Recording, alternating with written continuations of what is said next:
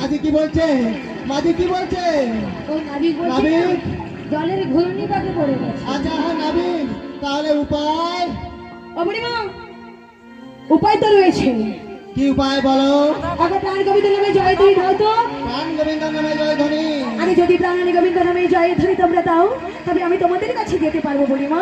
ঠিক আছে ওরে না। ও দিদিমা দাও বুড়িমা। ওই নাবিক কি বলছে গো? জলের ঘূর্ণিপাকে পড়ে গেছে।